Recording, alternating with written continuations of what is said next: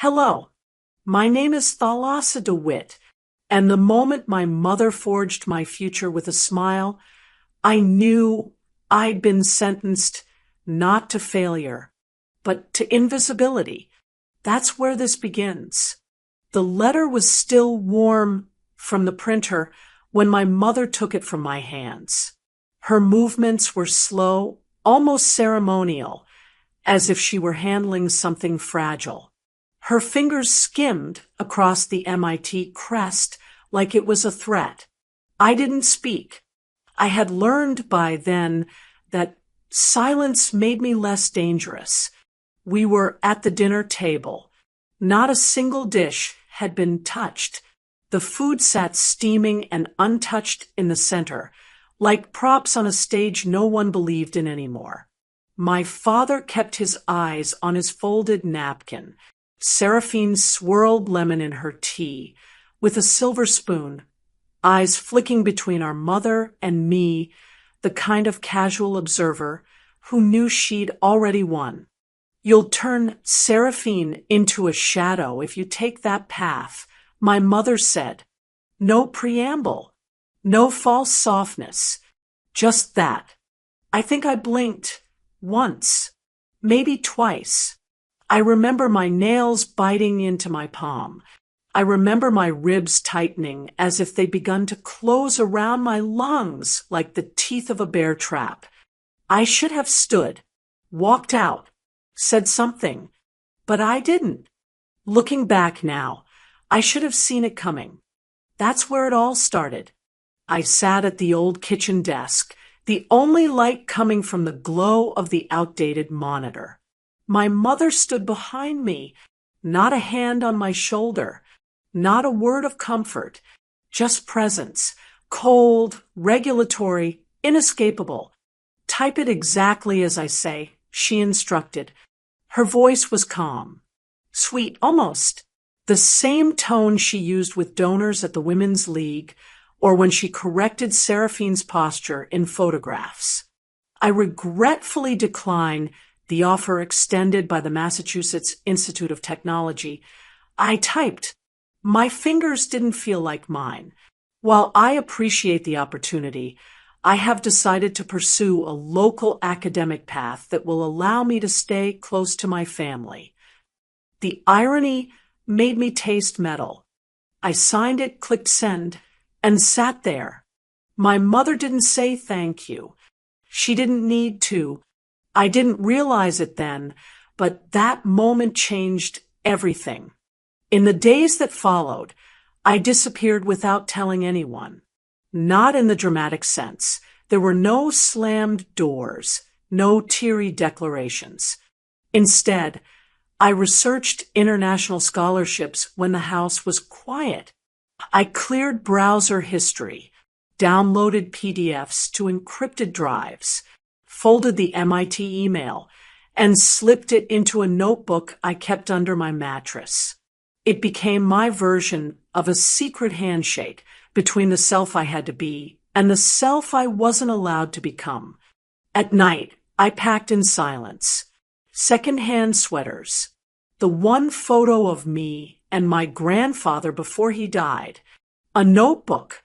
An address scribbled on a post-it from a contact in Norway who ran a biomedical initiative no one in Charleston had ever heard of. Looking back, I didn't feel brave. I felt necessary. That's what survival felt like. The airport smelled like old air and burnt coffee. Terminal F was half lit, windows fogged by the early spring rain. I checked my bag, 29 pounds. No more. No less. No one came to say goodbye. I wasn't surprised. What I didn't expect was the voicemail. As I sat at the gate, my cheap phone buzzed with one new message. I listened. It was Seraphine. Don't be dramatic. Thalassa. It's not like they kicked you out. You chose this. I remember the way her voice sounded, detached, amused, like someone watching a rerun they'd already memorized. I didn't save the message, but I remember every word. And I remember what I told myself as the plane began to taxi and Charleston slipped beneath the clouds like a memory someone had folded wrong. I wasn't running away.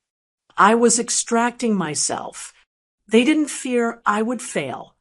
They feared I'd rise too far. The morning light in Oslo never rushes. It slides across the room like a ghost that hasn't yet decided to stay. 5 years had passed since I left South Carolina, and still every sunrise felt temporary, as if the sky might take it back. I sat at my kitchen counter, holding a cup of coffee that had gone cold an hour ago. The silence was comforting, the kind that comes when no one expects anything from you. The notification broke it, sharp, bright, and merciless. A headline flashed across my phone. Local entrepreneur Seraphine D. featured in Legacy Tribute. My stomach clenched. I clicked before I could stop myself. There she was, smiling, flawless, the same practiced warmth she had perfected since childhood. The article called her Charleston's brightest daughter. Beneath the photo, she wore a gold watch. My grandfather's watch. The same one he'd pressed into my palm when I was 15. The one he told me would remind me of who I was. I stared at the screen until the words blurred. Then I whispered to no one, "They finally did it. They made me vanish." Looking back, I should have known erasure doesn't happen in a day. It happens piece by piece until even your name feels borrowed. That's where it all started again. The scent of cedar lived in my memory like a secret. I could still see the dust floating through the beam of sunlight that always hit the corner of my grandfather's workshop. The clock he was fixing ticked unevenly, a heartbeat too human to be mechanical. He looked up at me, his eyes gentle but knowing. "You're the one who sees through walls, Thalassa," he said. "Not everyone can. That's why they'll fear you." I didn't understand then, but I nodded anyway. He took off the watch he'd worn for decades.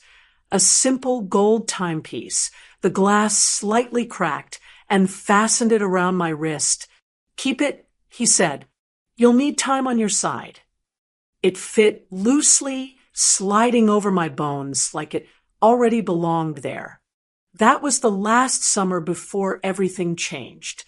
Now, years later, I watched Seraphine's televised interview as she lifted her wrist toward the camera. "This belonged to my grandfather," she said sweetly. "He always said I reminded him of himself." The audience applauded.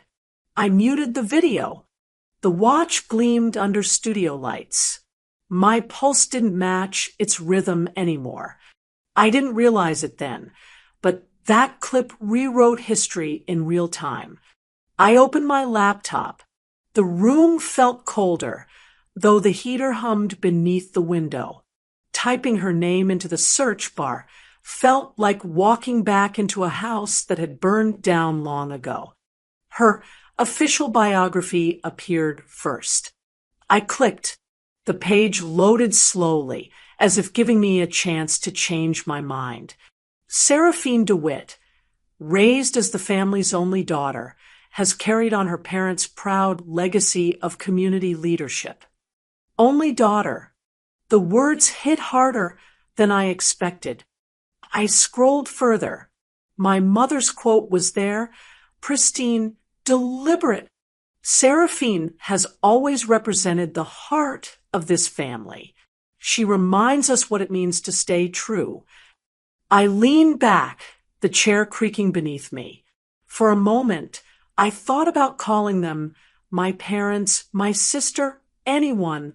But then I saw the date on the article, last month. A whole month since the feature aired. No one had reached out. No one even thought I might see it.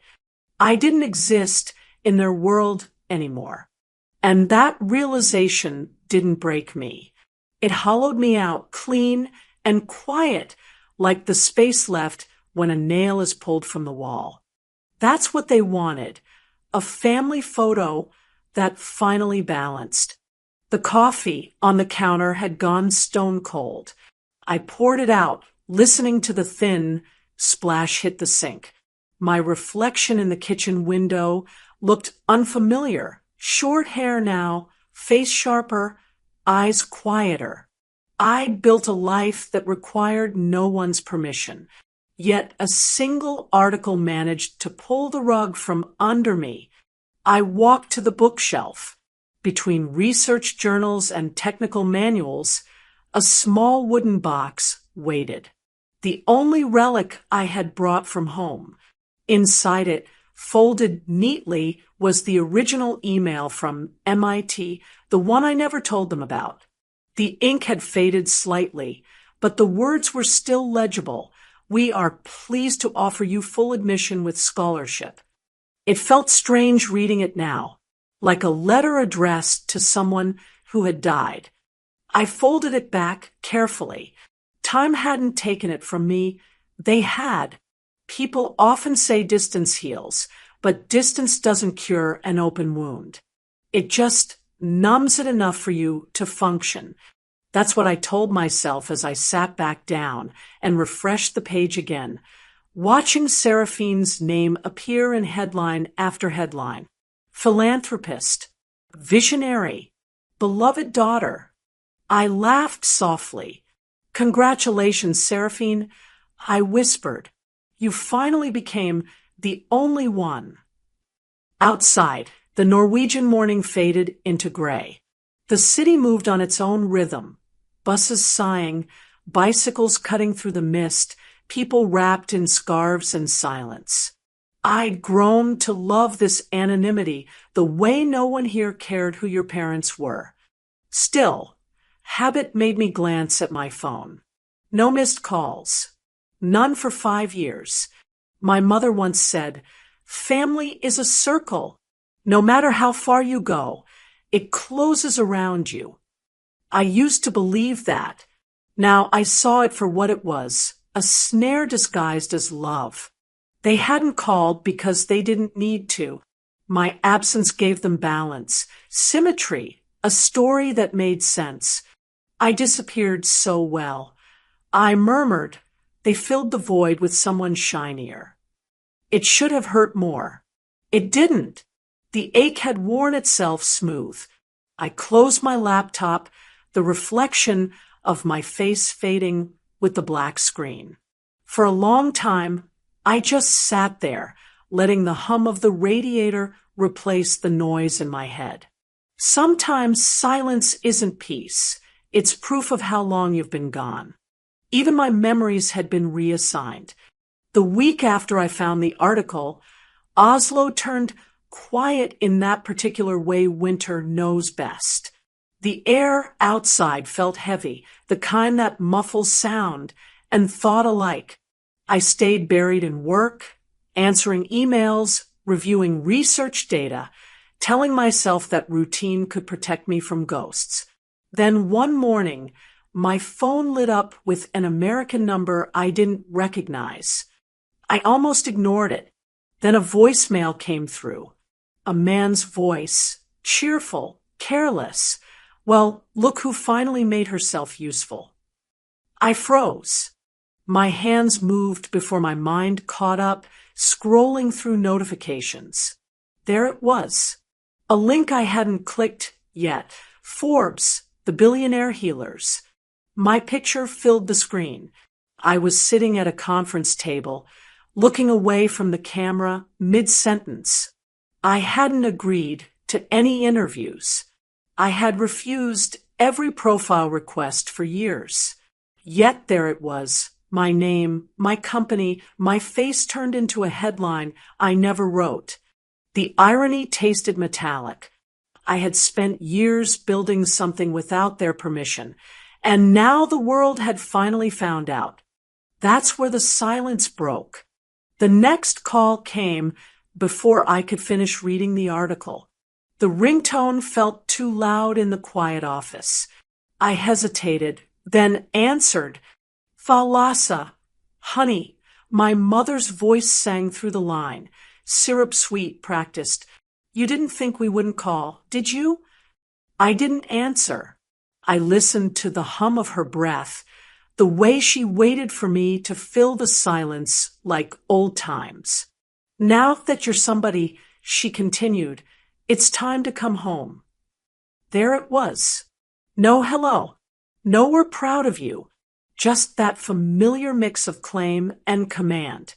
I'm not coming back. I said, oh, don't be dramatic. She replied lightly, the same tone she used when she corrected my posture at 12. Your sister's nonprofit could really use your reach. It would look wonderful if both of you stood together. People love a redemption story. I felt my hand tighten around the ceramic mug on my desk until it creaked. You mean it would look wonderful for you? I said quietly. She laughed, a sound I hadn't missed. Sweetheart, don't twist everything into an attack. This family stood by you when no one else did. I almost asked her when, which year, which moment, but I didn't. The truth didn't need witnesses anymore. I have a meeting, I said, finally. Don't call this number again. Thalassa, I hung up. Looking back, I think I wanted her to chase me through the silence. She didn't. That's when I knew I wasn't family. I was a commodity. Later that evening, I sat in the dim office, the articles still open on my monitor, lines blurred together. Self-made visionary, breakthrough in regenerative nanomedicine, youngest CEO in her field. They made it sound simple, as if success grew like moss on forgotten stones. No mention of the years spent sleeping under flickering fluorescent lights in borrowed labs. No mention of the rejections, the hunger, the isolation. Only the headline, clean, digestible, profitable. My phone buzzed again. A message this time. Your sister says hi. Call us when you're ready to talk about the future. No signature. They didn't need one. I deleted the voicemail, then restored it from the trash. Not for nostalgia, for evidence. The sound of my mother's voice had always been a better contract than ink. That's where I stopped pretending they'd ever change. I tried to keep working. Numbers steadied me. Formulas did not lie. Yet the air in the room thickened as if memory had weight. For years, I'd imagined what an apology might sound like. Something honest, small, maybe even clumsy. We were wrong. We didn't see you. But that call confirmed what I had known since the night I left. They never felt guilt. They felt inconvenience. My inbox pinged again. A new message. Family reunion. RSVP required. I stared at it. The event was set for Charleston, 3 months away. I hadn't been there since the day I boarded that plane. My name appeared first on the list of attendees. Someone had added me without asking. I laughed quietly, the sound dry in my throat. People think absence weakens bonds, but sometimes it strengthens control. Distance can be another leash, invisible but unbroken. That night, I sat by the window, watching snow blur the edges of the city. Oslo glittered faintly below. Every light a story I wasn't part of. I opened a blank email. My fingers hovered over the keyboard. Do not use my name again. 7 words. No greeting. No sign-off. I hit send. A minute later, my phone buzzed. Confirmation of delivery. Nothing else. No reply. I leaned back, breathing slowly, measuring the pulse in my throat. I'd learned long ago that real power doesn't shout. It withdraws. Looking back now, I think that message wasn't for them. It was for me. That's when defiance began to feel like peace. 2 days later, another notification arrived. A calendar invite titled DeWitt Family Gathering, hosted by Rowena and Dorian. The location, our family home. The note beneath it, can't wait to see everyone together again. I stared at the words until they blurred into static. Then I pressed decline. I waited for the next ping, the inevitable follow-up. It didn't come. I should have felt relieved. Instead, I felt something colder. Certainty. They had finally found a use for me, and it had nothing to do with love.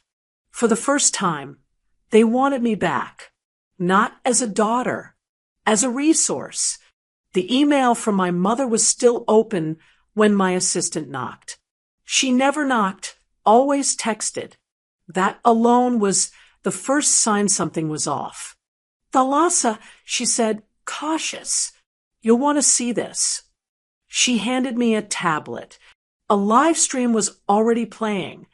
I didn't need the caption. I knew that backdrop. Soft lighting, pastel tones, the illusion of vulnerability. It was Seraphine, on center stage. Her smile serene, her voice rehearsed. Today's a special day, she beamed. I bought myself something beautiful because I believe in celebrating me. She opened a white velvet box. The necklace inside made my stomach clench. Obsidian, offset gold frame. My design. I'd created it in Prague, hand-chosen the stone, let it rest in my palm for hours before deciding it was finished. That piece was personal. It had meaning. And now it was on her. The live chat exploded. A queen. She's glowing. The elegance. I didn't speak. Didn't blink. It wasn't rage I felt. Not yet. Just a hollowing.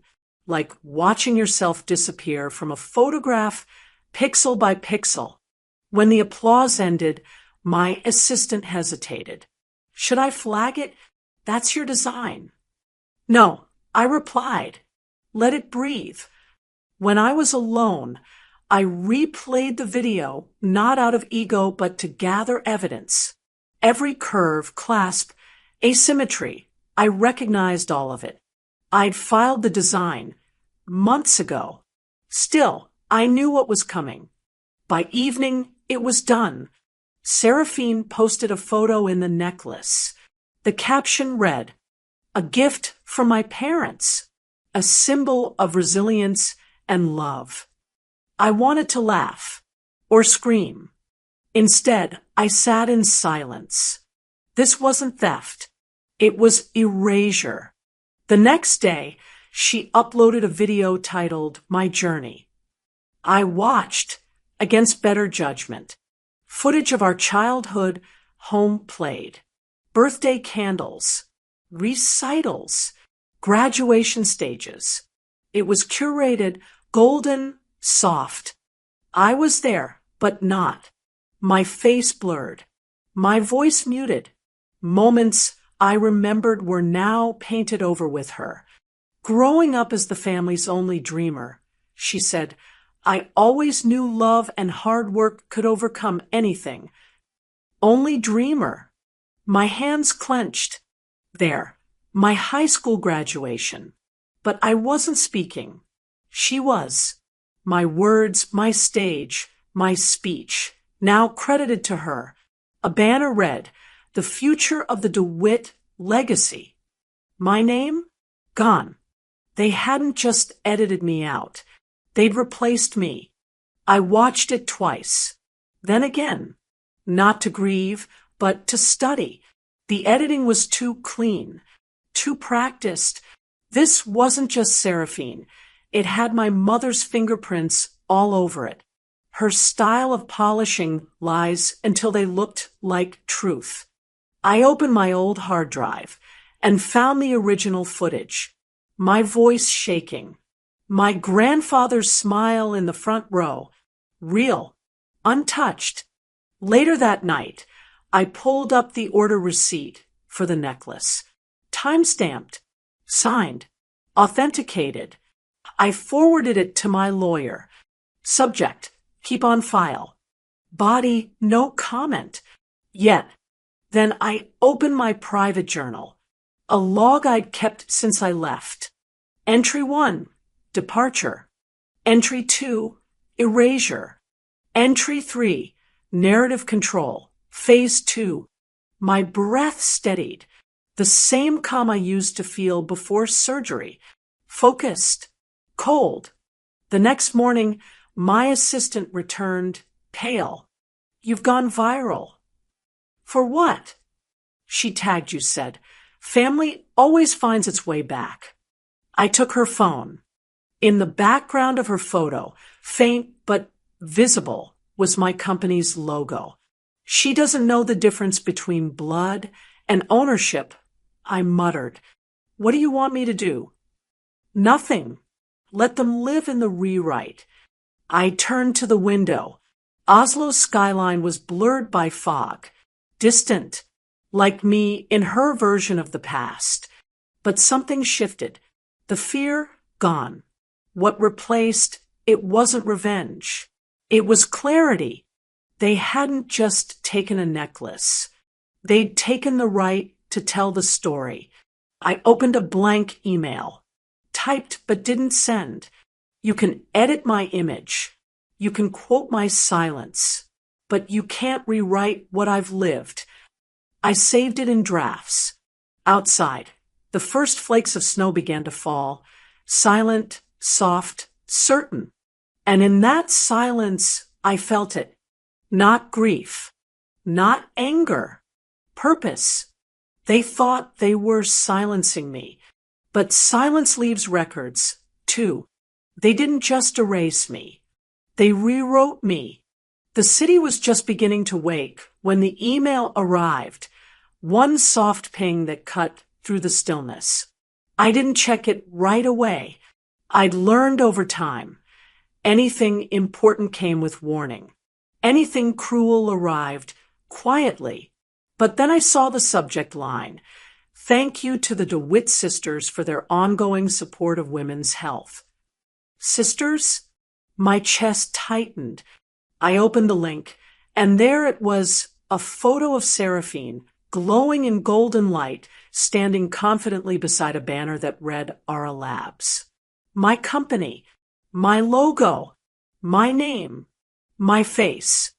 The caption below said it all. In collaboration with Thalassa DeWitt, founder and innovator. Beneath it, a quote, fabricated, read, empowering women has always been a family value. A family value. I didn't feel anger at first. Just that familiar, quiet freeze, the stillness that came before the storm. I scrolled to the bottom. The fine print confirmed it. Built in collaboration with Thalassa DeWitt, Aura Labs. No call, no email, no request. I took screenshots, dozens, labeled, time-stamped, saved. Because facts don't lie, people do. I should have seen it coming. This wasn't just about stealing ideas anymore. It was branding. And in branding, perception was power. That's when the battlefield shifted. I called Arden, my attorney, the only person who understood when my silence meant urgency. He picked up on the first ring. What's wrong? I sent him the link. A pause. Then papers shuffled. You didn't authorize this? Not even remotely. I'll look into it. Give me a few hours. He called back before the afternoon ended. It's through your mother's foundation. Seraphine's listed as the spokesperson. Your name was used to validate the partnership. They've raised over $500,000 in 12 days. My breath caught. I could see the photo in my head, already my mother's hand on Seraphine's shoulder, both smiling for the camera. "This is what family does," she'd say. "We support one another." But it wasn't support. It was appropriation dressed up as unity. "They used me," I said, voice low. Arden didn't hesitate. "Yes, and smartly. If you go public, it'll look like family drama. They know that. Archive everything. Every post, every share, every name." Already started. That was the turning point. I stopped responding emotionally. I started building a record. 2 days later, another call. Not from family. This time, Harvard. The woman on the line was polite, but her voice held tension. "Dr. DeWitt," she said, regarding the keynote invitation, "we're postponing indefinitely. Reputational concerns were raised by a family representative." I didn't interrupt. I let her finish her careful, practiced apology. When the call ended, I just sat there, watching my reflection in the black screen. The amused curve of my own mouth surprised me. So that was their tactic now. Mute me, quiet the name before it got too loud, too separate from them. It made sense. Control always mattered more than truth. I walked the old quarter that night. Rain streaked across cobblestones, the air cold and sharp. The world moved around me, not recognizing me, not expecting anything from me. And I liked it. By the canal, I stood watching light ripple on dark water, replaying every word, every fake quote, every stolen applause. My family had always known that if you packaged kindness well enough, it could buy power. And they'd learned that from me. The thought almost made me laugh. I wasn't bitter anymore. I was observant. I cataloged every instance like evidence in a trial, because I understood now truth doesn't shout. It documents, and it waits. That night, I opened a new folder on my laptop. I titled it, "Lines That Once Crossed Will Burn." Inside, I stored everything, emails, images, dates. It wasn't revenge. It was protection, because recorded truth outlives manipulation. A week later, another headline popped up. Seraphine DeWitt to join her sister in groundbreaking women's health initiative. I didn't click it. Instead, I stood by the window, watching snow begin to fall, light flakes catching street light like ash. I let the quiet settle. I didn't need to fight to reclaim my name. It was never truly theirs. My mother hadn't ruined my reputation. She borrowed it, decorated herself in it. But I wasn't the woman who left Charleston anymore. I was quieter, sharper, not broken, just reshaped. And finally, I understood. I was never meant to survive their fiction. I was meant to outlast it. The email subject line was dry. Notice, past due loan, final reminder. But it was the tone, the phrasing that made my throat tighten. I didn't remember applying for any loan, let alone one now flagged as delinquent. The message was from a bank I hadn't spoken to since college. I opened the attachment. Loan amount, $265,000. Purpose, venue acquisition. Borrower, DeWitt Enterprises, LLC. Cosigner, Thalassa DeWitt. My name. My handwriting. Except I never signed it. The signature was close. Enough to fool someone not looking. Not close enough to fool the woman who'd written it thousands of times herself. I didn't even blink. Instead, I opened my encrypted folder, clicked Vault Fraud Mother. I added the PDF. Then I sat back and stared at the monitor, letting the chills settle in my chest. That's where the retaliation began. It took Arden less than a day to confirm what I already knew. She used one of your dormant LLCs from grad school. He said, filed new papers, claimed it was a restructuring, then used your name as co-signer. And the bank didn't check. Your name still carries weight. I let the silence hang there. It said more than I could. He cleared his throat. You want to press charges? Not yet. He paused. That's generous. It's strategic. Looking back now, I realize it wasn't generosity. It was calculation. I needed to understand how far she'd go. This gave me an answer. That's where I drew the line.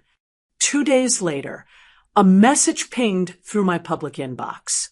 A congratulatory note from a distant colleague. Your new initiative is incredible. Saw the launch video. So proud of you. I hadn't launched anything. I clicked the link. Seraphine, standing beneath a banner, one shining sister. Tagline, founded to inspire the next generation because we all shine brighter together. The colors were mine. The language was mine. Even the logo, a slight variation of the emblem I designed 2 years ago. The video played. She stood in front of a crowd of young women, speaking as if she'd walked the road I bled across. My name wasn't mentioned, but the implication was loud. Her words dripped with borrowed valor. Sometimes, she said to the camera, we rise not because we were pushed, but because we knew how to climb. I leaned back in my chair, closed my eyes, and let the insult pass over me. Not fury, focus. They weren't just using me now. They were building a shrine from my bones. I scheduled a meeting with Arden that afternoon. He greeted me at the door, already holding a folder marked Phase 3. No more waiting, he asked. No more silence, I said. Let's make it loud. On paper. We went through everything. Signature comparisons, fund transfers, IP claims, even voice-to-script tools to match the phrasing in Seraphine's launch speech to my archived grant proposals. I handed him a USB at the end of it, labeled in my handwriting, Theft Phase 3. He raised an eyebrow. You knew this was coming. They always escalate when you don't flinch. Looking back now, I think I started preparing for this the moment I left Charleston. I just hadn't realized it. That's when I stopped playing defense. When I got home that night, I did something I hadn't done in years. I opened the old file, Estate Inheritance Contingency. Inside was the language from my first will, the one that left a small portion of my legacy to my parents, a courtesy more than anything, a leftover piece of the girl who still wanted to be seen. I deleted it. Then I rewrote the clause. All familial access is hereby revoked. This decision is final and not subject to appeal. The words looked clean. I read them twice, and then I saved it. No anger, no mourning, just clarity. This wasn't revenge. It was reclamation. The next morning, my inbox was full. Emails from donors, clients, a journalist requesting a quote about one shining sister. I didn't reply. I sent them all to Arden. Let the paper speak. Let the courts speak. Let the record show. Seraphine posted a new video later that week. We're so grateful for the inspiration behind this, she said, smiling wide. It's a family legacy. She never named me, but her tone said everything. And my silence this time wasn't consent. It was strategy. Looking back, I understand now. They didn't think I was gone. They thought I was dormant. They forgot I was archiving. I ended the day by updating my journal. The file was simple, legacy notes. I typed one new entry. They used my breath, my blood, my blueprint, but they'll never hold my name. The snow outside had slowed. Oslo looked like a memory sketched in charcoal, soft edges, hard truths. In that quiet, I found something sharper than anger. Boundaries. They'd pushed me to the edge, thinking I'd break. They forgot I was the one who built the line. If they could steal my breath, they would bottle it and sell it. The headlines started the same way they always did, clean, curated, and cold. Estranged daughter attacks her own family despite years of support. No author name. No journalist. Just a segment aired during prime time, polished to perfection. I didn't play the sound. I didn't have to. I knew the cadence of my mother's voice. I knew how she wept on command, how she tilted her head just slightly when she said things like, "We never stopped loving her. We just wanted her back." I sat on the couch, tablet balanced in my lap, Oslo dim behind the windows. The screen cut to an old photo of me at 12, at a recital I didn't remember fondly. Dorian, my father, stood beside a piano, placing flowers on it as if visiting a grave. "It's hard," he said, his voice dubbed over a montage of childhood footage. "Watching ambition swallow a person whole." I flinched, not because it hurt, but because it was so effortless for them.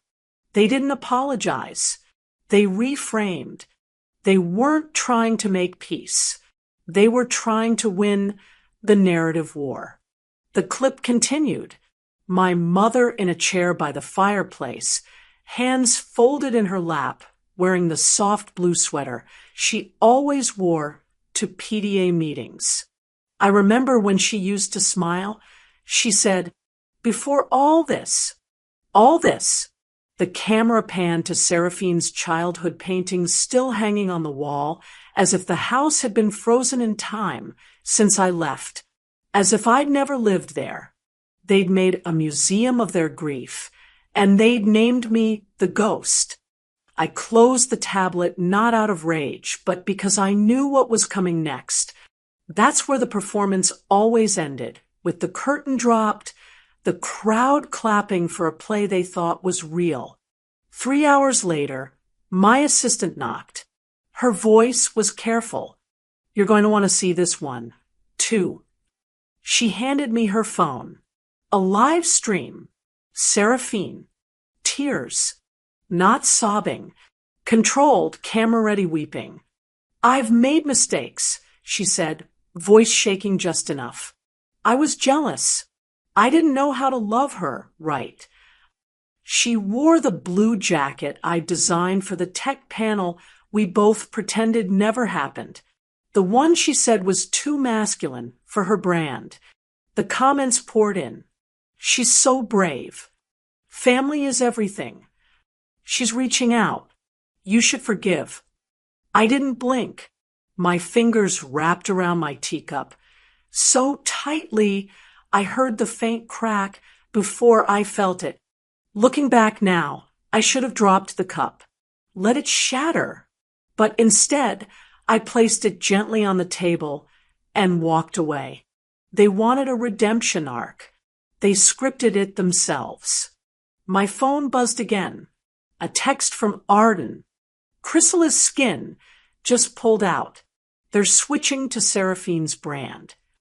I stared at the message, then typed one line back. "Let them." No punctuation, no emotion, just release. I opened the folder marked Chrysalis. I dragged it to trash. Emptied. Done. People talk about letting go like it's a moment of freedom. but sometimes it feels more like breaking a bone back into place. That's where the numbness ended. Later that night, I opened a new file, Documentary Access Archive. The footage I'd never released sat there, time-stamped and untouched. I clicked play. There we were, Seraphine and I, sitting at opposite ends of the living room. It was my birthday. I was 17. The video had never been aired. My mother had insisted it was too raw. I watched as Seraphine opened my journal, read a passage aloud in a mocking tone, then tore it in half. My voice didn't rise. I just stood and walked out of frame. The camera followed her instead, smiling, tossing the pages into the fireplace. I remembered that day as a blur, a sting I couldn't place.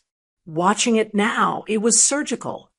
They wanted to play saints in public. Let them. But I own the footage. I wrote a single sentence in my journal that night. Forgiveness is not forgetting, and forgetting is not healing. I didn't post anything. I didn't call anyone. But I started pulling clips, building a timeline, connecting dots, not for revenge, for history. They weaponized forgiveness and sold it at my expense. The first call came just before dawn. I was barely awake when my assistant's voice broke through the stillness. Goldreach Capital just withdrew from the gala, she said. They cited reputational risk. The words cut through the fog. I sat up straight. Who else? Everwise Health, then Biogenics. It's starting. By 8 a.m., the DeWitt family's prized charity gala, the crown jewel of Seraphine's brand, was collapsing. I opened my laptop and pulled up the live stream from New York. Technicians were packing up cables, peeling sponsor logos from the walls. The stage looked abandoned, like an empire dismantling itself. By noon, the ballroom was empty. At 3 p.m., a new email arrived. Subject, Rowena DeWitt, notice of investigation filed. I stared at the screen. It wasn't relief, I felt. It was symmetry. The kind of ending that doesn't crash, but erodes until nothing remains. An hour later, Arden called. The Treasury took the bait. He said, voice low but charged. We sent in the forged loan documents anonymously. They traced everything to the foundation.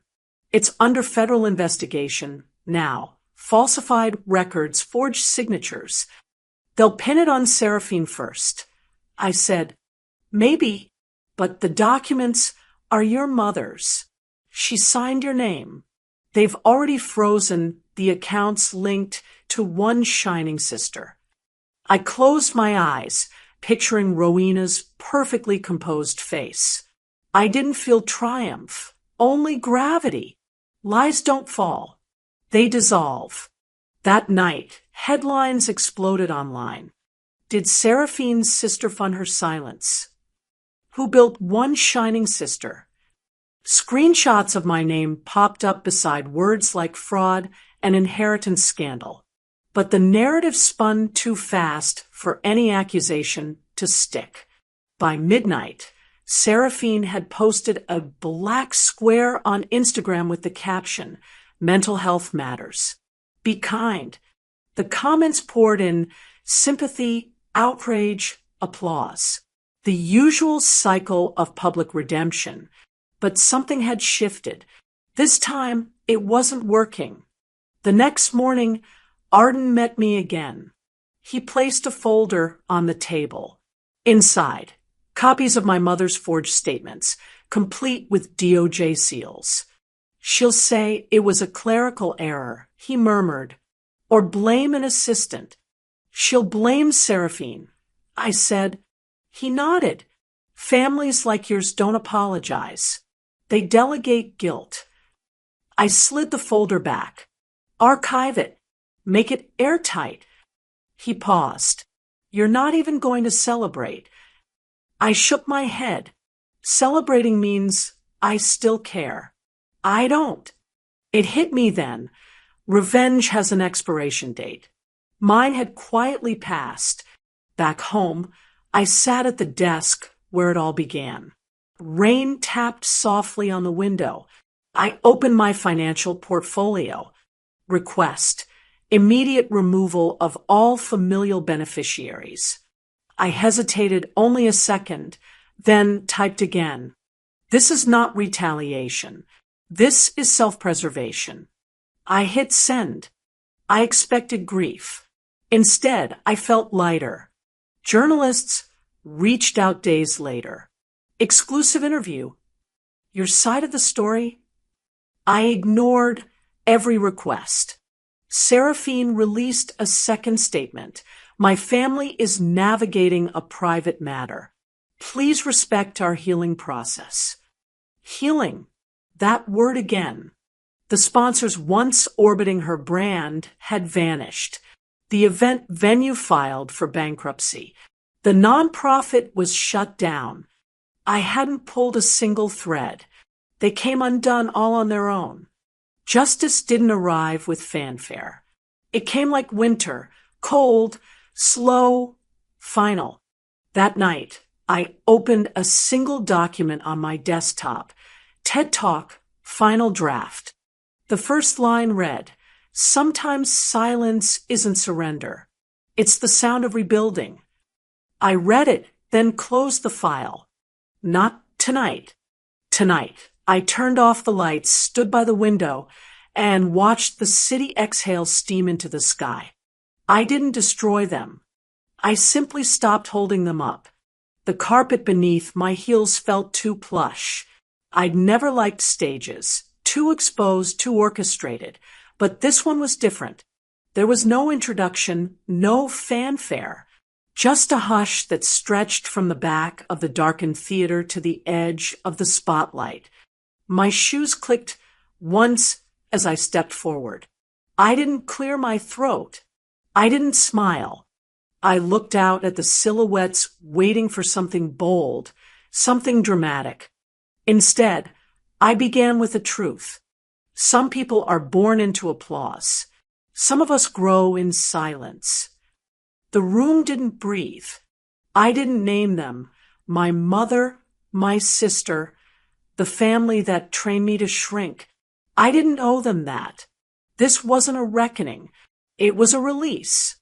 I spoke of systems, how legacy can become a cage, how the roles we're assigned can shape the marrow of our bones, how the cost of pretending is often our own reflection. Not every child who leaves the house runs away, I said. Some are released. There was a pause after that. Not confusion. Understanding. It echoed like closure. That's where the applause should have started. But it didn't. 2 weeks later, my public profiles vanished. The interviews stopped. No final post. No formal goodbye. I handed over my company quietly to the team I trusted. They knew how to run it without attaching a face to the mission. No press release.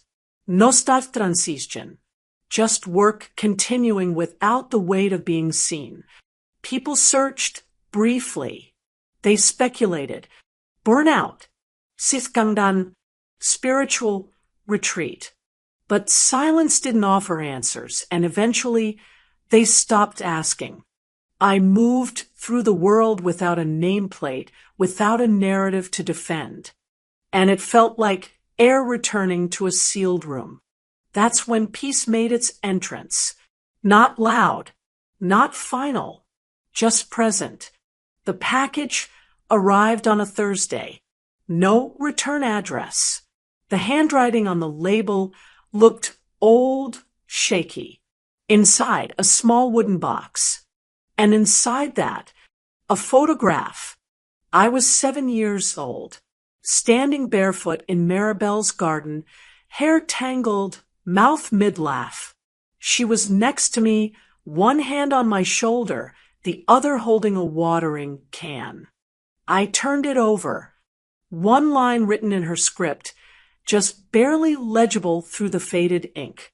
You were never invisible to me. M.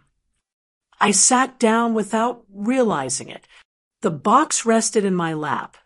The weight of it felt like acknowledgement, not apology, not reconciliation, just the truth that someone had seen me back when it still mattered.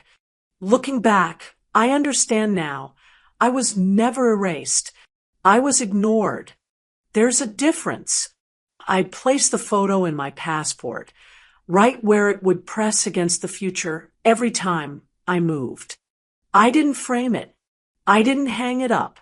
Some memories deserve to be carried, not displayed. Later that evening, I opened my journal for the last time.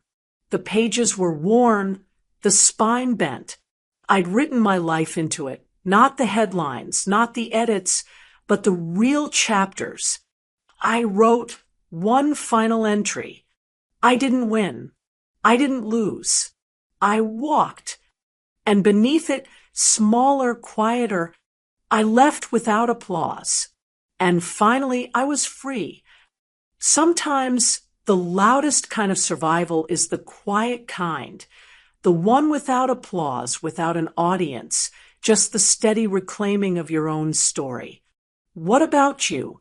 Have you ever walked away, not to hurt them, but to finally stop hurting yourself? If this story spoke to something buried deep inside you, subscribe for more true-to-the-bone storytelling, because some of us weren't made to be forgiven. We were made to be free.